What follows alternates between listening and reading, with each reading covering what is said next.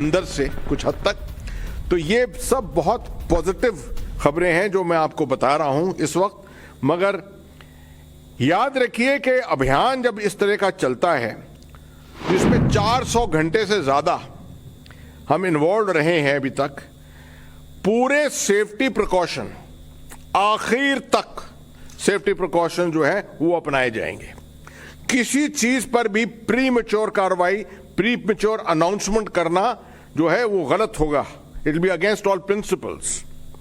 तो इसलिए पूरे सेफ्टी प्रिकॉशन आपको याद दिला दूं, अंदर 41 हैं, बाहर बहुत लोग हैं जो इसमें जुटे हुए हैं इस काम में। उनकी सेफ्टी और सिक्योरिटी जो है उतना ही महत्व रखती है जितना अंदर वालों की है। So we are not in any hurry, मगर हम अपनी पाबंदी के मुताबिक मीडिया से मिल रहे हैं। 4 सवा 4 बजे आपको बता रहे हैं ये कि ये स्थिति इस समय है। इसके ऊपर मैं ये भी बता दूं कि ये एफर्ट जो है, डिस्पाइट मेनी हर्डल्स, बहुत बाधाएं आई हैं इसमें। बिल्कुल जैसे एक अभियान के अंदर होता है कि अभियान में प्लान, ऑपरेशंस के अंदर प्लान बनाए जाते हैं, तजवीजें बनाई जाती हैं, मगर जैसे ही ऑपरेशन लॉन्च होता है वो तजवीज जो है वो नष्ट हो जाती है। उस तजवीज को दोबारा रिव्यू करना पड़ता है और you have to keep remaking your plans. बिल्कुल वैसा ही हुआ है, वैसी स्थिति यहां हुई है। आप देखें पूरे 5 ऑप्शन 6 ऑप्शन हो गए थे। कहीं कहीं सामान, कहीं कहीं मशीनें फंसी हुई थी, उनको सुपर ह्यूमन एफर्ट लग रही थी यहां पर लाने के लिए। गवर्नमेंट का कोई ऐसा डिपार्टमेंट ही नहीं है जो शायद इसके अंदर जुटा नहीं था। बड़ी खुशी होती है जब कहते हैं कि ministry of health and family welfare, वहां से शुरू अगर करें, ministry of road transport and highways which is been the core ministry involved in this whole thing. जब 12 तारीख को इसकी खबर आई तो सबसे पहला जो शायद हमने जो कम्युनिकेशन किया था वो रेलवे बोर्ड, क्योंकि सबको मालूम है कि रेलवेज के पास बहुत एक्सपर्टीज होती है, टनलिंग, इंफ्रास्ट्रक्चर डेवलपमेंट, जिस तरह का काम हो रहा है अभी कश्मीर के रेलवे के लिए to connect Jammu to Baramulla, उस तरह के काम में बड़ा उनका तजुर्बा है। तो the first thing was made to the railway board and to the railways to bring their expertise forward, and from there it started and different agencies have joined in from time to time. Indian Air Force का काम, NDRF का जिसकी 2 team वहां पर लगातार काम कर रही हैं, all kinds of jobs that the NDRF has been involved with. Border roads organisation जिन्होंने सड़कें अलग अलग किस्म जगह बनाई हैं जहां पर सामान लाने के लिए, बड़ी मशीनों को लाने के लिए ब्रॉडन किए हैं, सड़कों को ब्रॉडन किया है। डिपार्टमेंट ऑफ टेलीकम्युनिकेशन जिन्होंने आकर वहां पर पूरी कनेक्टिविटी, अभी तो आराम से हम बात कर रहे हैं वहां से मीडिया बात कर रहे हैं, पूरा कनेक्टिविटी वहां से इंप्रूव की है। और राज्य सरकार को नहीं भूल सकते इसमें। राज्य सरकार, their involvement, SDMA, SDRF, Uttarakhand की SDRF जो है बड़ी मानी हुई SDRF है, it's been involved in many such disaster situations in the past। और आखिर में मैं समझता हूं लोकल एडमिनिस्ट्रेशन, बिना डिप्टी कमिश्नर साहब और SSP के कोई चीज नहीं हो सकती कहीं। I think they have done a marvellous job, absolutely.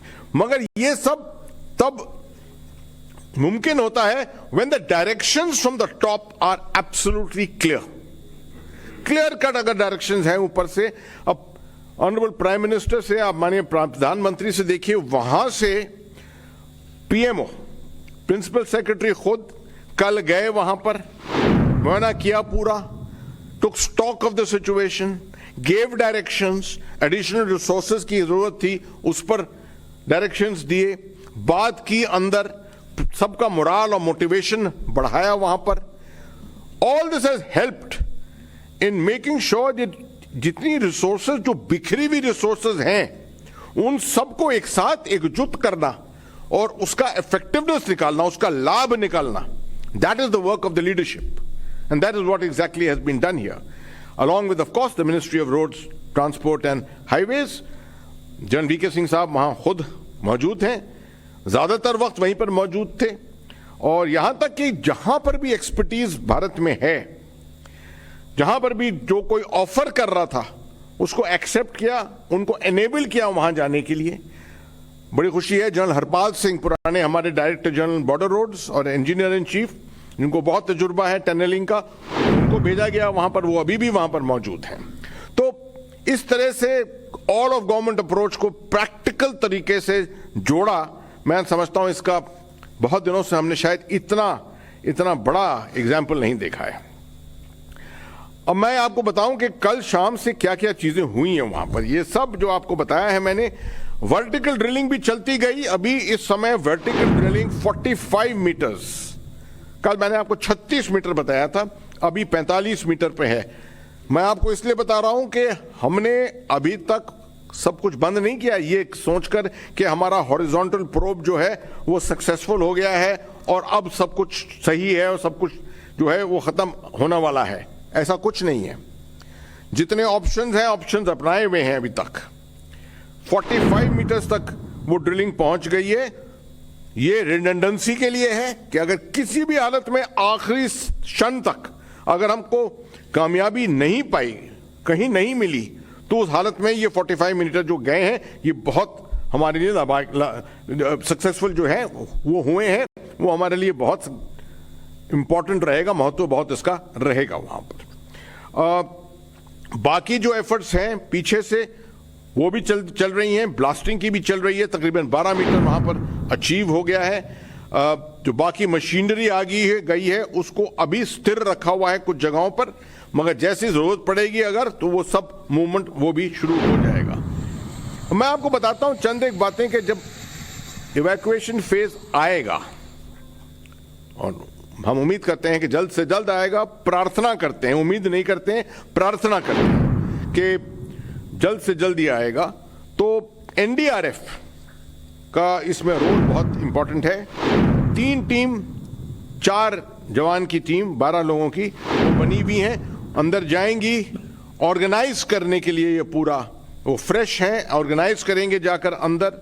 SDRF NDRF को सपोर्ट देगी। साथ में जो हमारे मेडिकल पर्सनल हैं, पैरामेडिक्स, वो जाएंगे अंदर। एक पूरा मेडिकल प्लान बनाया हुआ है जो एग्जीक्यूट होगा ग्राउंड पर।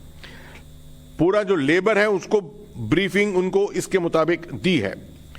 स्ट्रेचर्स के ऊपर, स्ट्रेचर्स के रिसोर्सेज, वहां पर स्ट्रेचर अगर किसी हालत में फंस गया तो वो कंटिजेंसी में किस तरह से उसको निकाला जाएगा, ये सब भी देखा गया है।